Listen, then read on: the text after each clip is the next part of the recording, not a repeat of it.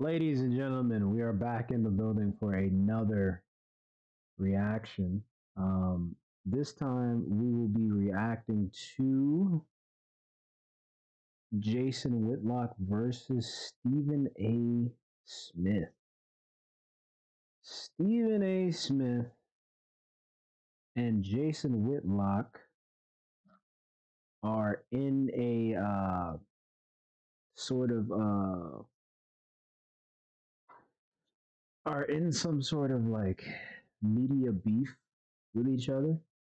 I don't know where it starts from, but I'm going to be looking at a video, and what I'm going to be doing is I'm going to just keep this picture up. I'm going to just basically play audio. I was going to watch Stephen A's whole entire response to Jason Whitlock, but it's almost an hour long, and I'm gonna be honest with you. I'm not gonna watch that whole entire video just to hear what he has to say. I am going to watch a more condensed down breakdown of the beef in general that they have with each other uh, from a video provided by Clasher Sports. Go subscribe to that channel. Followed by I am gonna also go find a video from Self Talk that also explains it. Um, but yeah, I'm just gonna keep this picture up, and I'm just gonna be playing audio and giving my thoughts in between and after.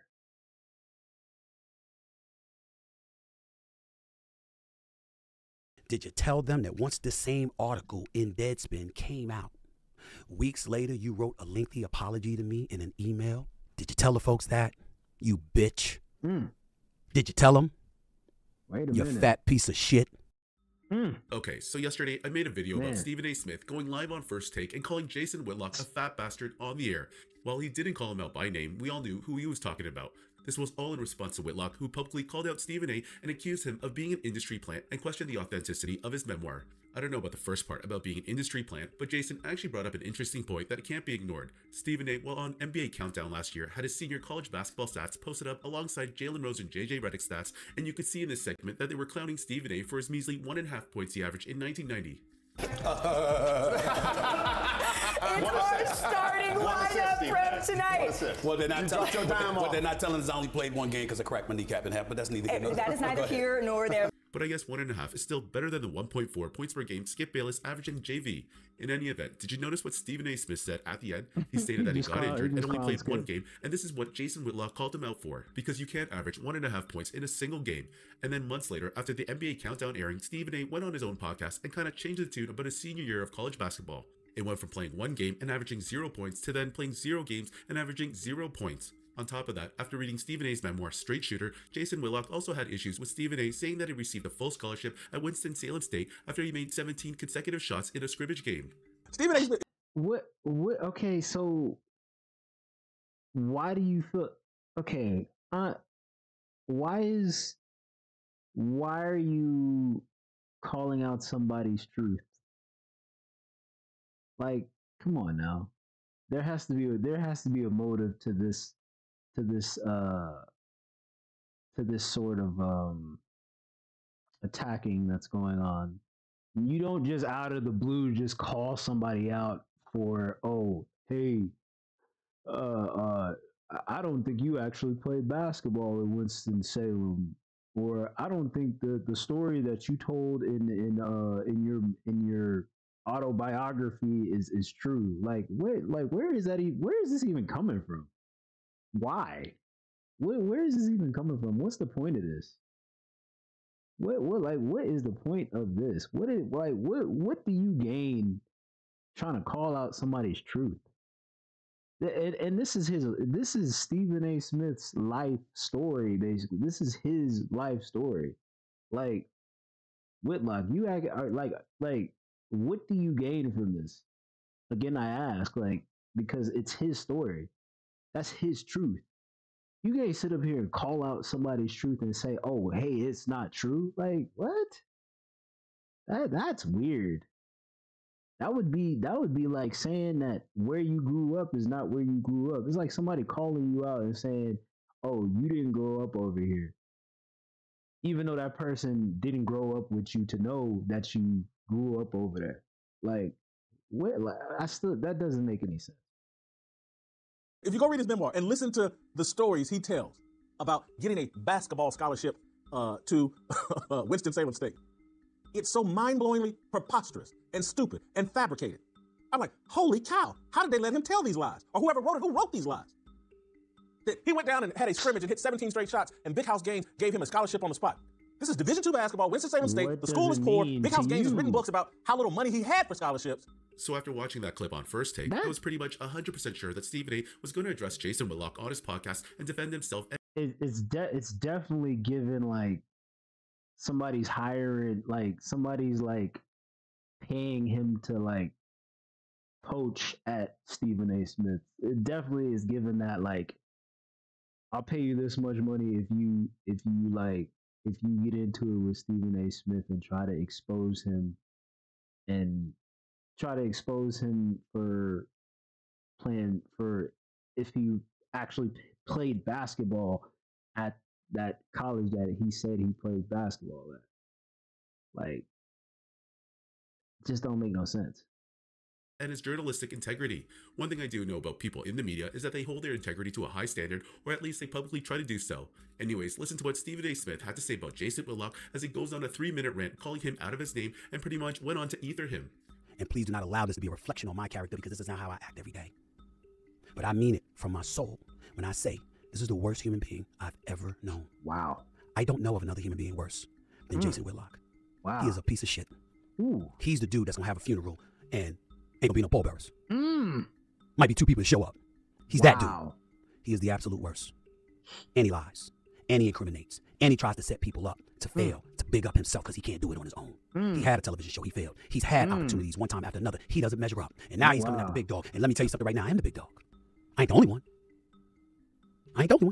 There's plenty. Skip Bayless, apologies to him too for bringing up Jason Whitlock's name in the same sentence as him. But we all know what time it is. Everyone knows. All the executives at all the networks, they know what a piece of shit he is. Damn. And they begged me not to do this. But even my pastor, A.R. Bernard, said, Oh, wow. I'm not happy about it. But every now and then we got to do what we got to do. I promise you, and last to my sister Carmen, I won't do this again. I promise you. I know you're cringing. You didn't want me to do this. I'm sorry, sis. It was necessary. He's a sorry, fat piece of shit. A no of the worst order. Wow. That's who he is. I ain't gonna lie, man. Hearing Stephen A. cuss is just like, it's something so. It's like I'm not supposed to hear him cuss, but like, you can just tell that he's frustrated. Like, going back to what he just said about, I had to tell my pastor that, like, hey, I need to do this because this guy is slinging dirt on my name about something that is part of my life story, part of my upbringing.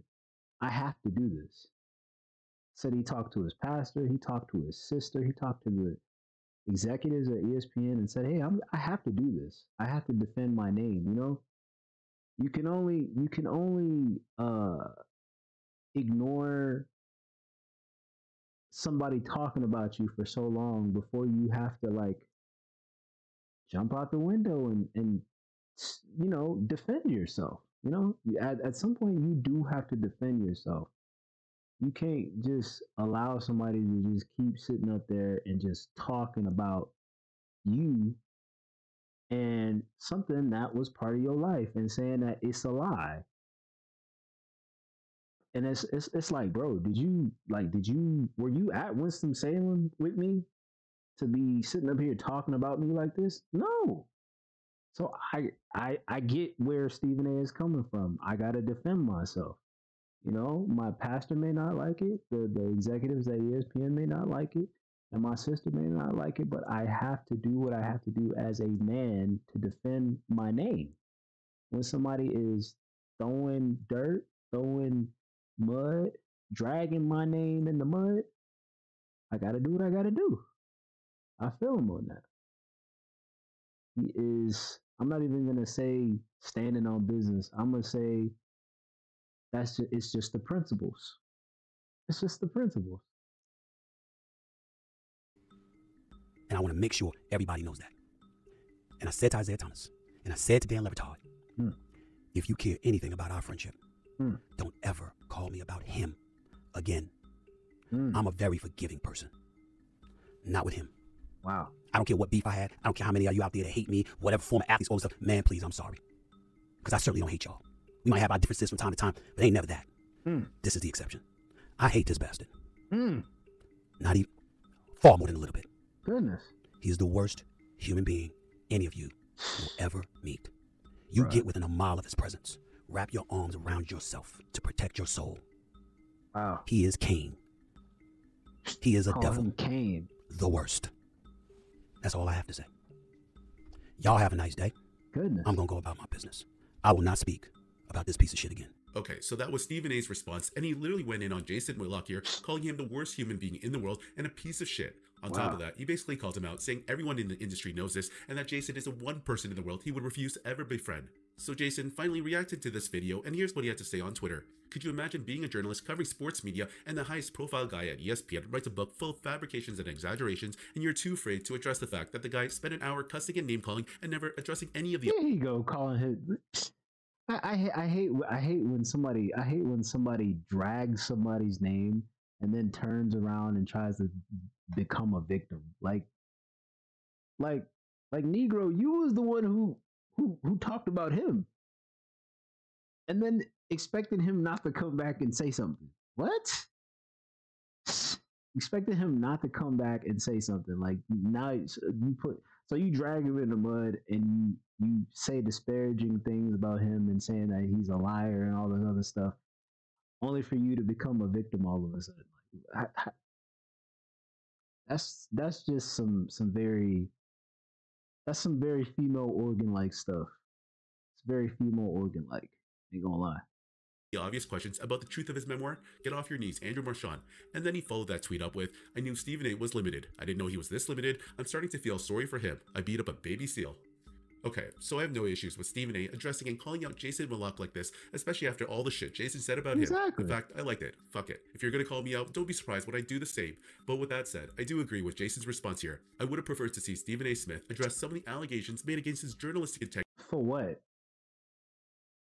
Defend my story. Defend me going to college and playing basketball and shattering my knee and not getting to play the game that I love because I shattered my knee. Like, bruh, I'm not about to. If I'm Stephen A, I'm not entertaining him at all. But I mean, he had to do what he had to do. Talking about defendant, bro, get out of here. Integrity, because these are some serious allegations. Like he said, you're the face of the worldwide leader in sports, but someone calls you out like this? Now, I'm not saying that one has to respond to every hater, but journalistically speaking, Jason Whitlock is a vet when it comes to journalism. He might be a piece of shit, or you might hate his politics, but this is someone in your own industry calling you out like this, and you don't respond to these accusations? I don't know. I would have hoped Stephen A would have done more to protect his name and reputation. Jason Whitlock has a pretty big platform with a lot of former athletes as guests, and for him to be calling out Stephen A like this is pretty wild.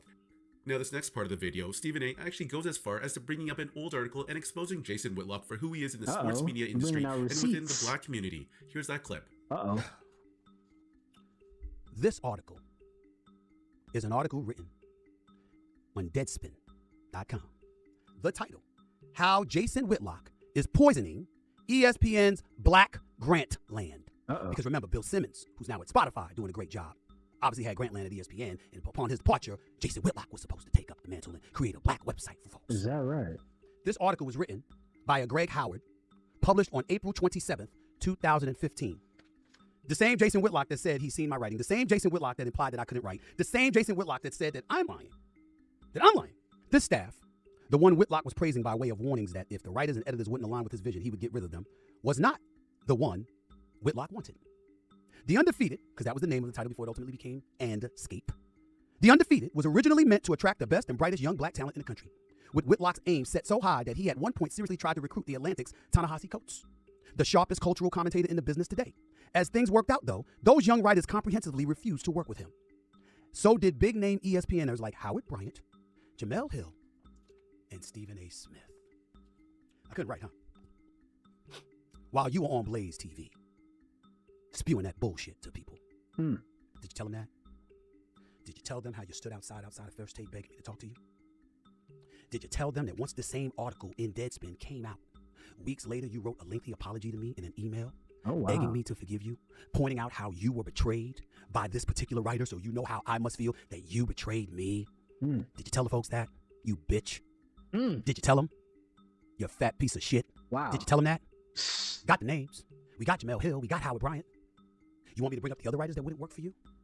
Why it took you nearly 2 years to get an article out? Because you ran that shit so bad you were running it into the ground? What a disgrace you were to John Skipper, the former boss of ESPN? Or the host of others? You want me to talk about that? Because I got receipts. I got the email. Want me to talk about that? Okay, so this was pretty interesting. I remember Grantland was some sort of website ESPN operated, but nothing else aside from that. Stephen A. Smith saying that none of the black writers wanted to work with Jason does not shock me. Jason Whitlock is a pretty divisive individual, generally speaking, but within his own community, he is pretty much one of the most hated individuals I can think of. I don't have any issues with him. In fact, there's a lot of stuff that I agree with him on, and a lot that I don't. I totally can understand wise people don't really mess with him, so none of this stuff is really news to me. With that said, I'm pretty sure Whitlock is going to respond back to this, and hopefully Stephen A. will have all the receipts he's claiming to have. Anyways, what do you guys think about this whole drama between these two? Should Stephen A... Well, I'm gonna be honest with you.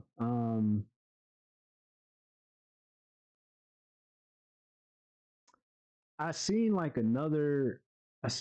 Stephen A say something else, because I think Whitlock responded, and it's more filler. As far as that goes, he has a video titled "You Thought I Was Finished," in which he has more to say. So okay, let me see here. Let me see if I can find it. It says Jason Whitlock reveals his apology email to Stephen A. Smith. Okay, and then we got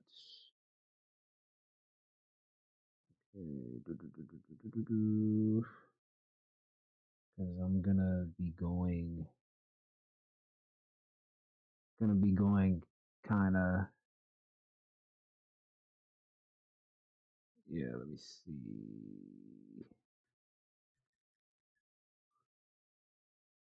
see what this one says about it, because there's more to it.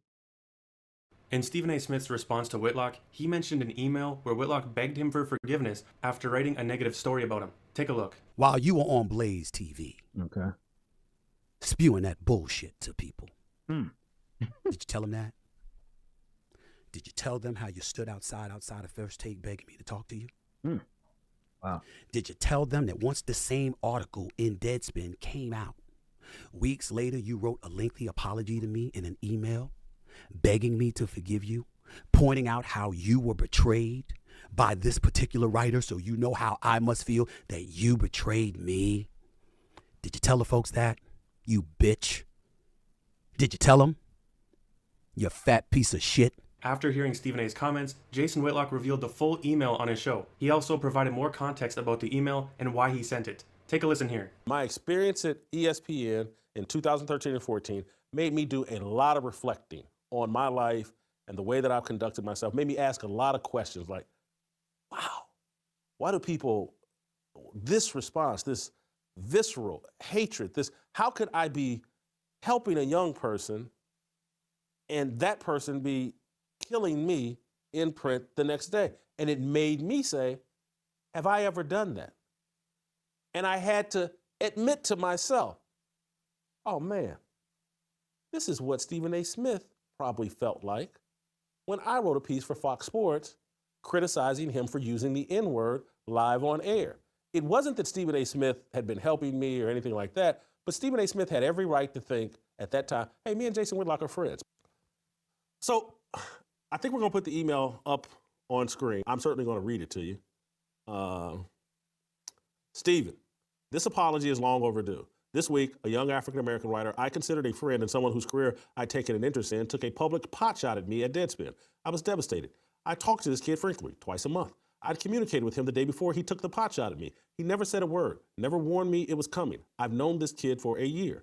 In my depression and disappointment, I thought of you. I asked myself, if this is how Stephen A. Smith felt reading my column at Fox Sports, I became more depressed. And although the circumstances are different in these two scenarios, one thing is accurate. When I wrote that column for Fox Sports, I considered you a friend. I was appreciative of our friendship and the loyalty you had shown me over the years, particularly when you and Chris Broussard publicly defended my reporting on Billy Hunter and Derek Fisher. I owed you a phone call before I wrote that column. I owed you an explanation before I wrote that column. I owed you that respect. I also owed you a more compassionate column. I regret not giving it to you. Whether you accept this apology or not, I give it with all sincerity and no expectations. I'm sorry, Whitlock. That's the email. I'm not begging this dude for a job. I'm offering him a sincere apology. I'm taking personal stock of me and my behavior and asking myself, man, this Greg Howard just did something that really offended me and hurt me. Have I ever done that? And I said, yeah, to some degree, you did that to Stephen A. Smith. In defense of Whitlock, assuming that that's the actual email, and I don't know why he would lie, he knows Stephen A. has a copy of it, but he definitely wasn't begging for forgiveness. He even mentioned that whether or not Stephen A. accepted his apology didn't matter. But in Whitlock's statements around the email, he kind of admitted some of Stephen A.'s points as well. He said his time at ESPN made him reflect on how he could do things better. He didn't get along with most of his colleagues, and he was banned from multiple shows at multiple networks. I'll give Jason Whitlock some credit. He seems to be a lot more open than Stephen A. Smith. He directly addressed every negative thing that Stephen A. said, and he even admitted some of his wrongdoings. Stephen A. hasn't done. So am I supposed to give Jason Whitlock some type of sympathy? Like, bro, you're literally attacking another black man. I'm supposed to give this man sympathy because he shows the email. Like, bruh, like the thought of this man lives rent free in your head. Stephen A. has unlimited space in your brain to be sitting up here attacking him like this. Unwarranted, by the way. Like, where does this even come from? Why are you doing this all of a sudden now? Like, what I keep going back to this. What do you gain from trying to expose Stephen A. Smith's background? What does that do? And would it make if Stephen A. Smith did the same exact thing that Jason Whitlock did by trying to dig up his past and trying to expose his, a story in his life, what would that make Stephen A? Would that make Stephen A any better than Jason Whitlock? Or is Stephen A. Smith doing the best he can by just responding? And, like, to me, just in my opinion, I felt like Stephen A. should have just kept it at the one response. Like, there's literally a hour-long response. There's an hour-long response to Jason Whitlock. Okay, so I believe I'm also going to just check this last video out. This is Stephen A. responding, and the video is called "You Thought I Was Finished." This is a video I was talking about earlier, in which he has another response to Jason Whitlock after the almost an hour-long response that he did to Jason Whitlock, which, like I said, I'm not going to go through that. Let's check it out. The last time y'all saw me, obviously I had a lot to say. You thought I was finished. I wasn't. Uh-oh. The Stephen A. Smith Show coming your way. Check it out.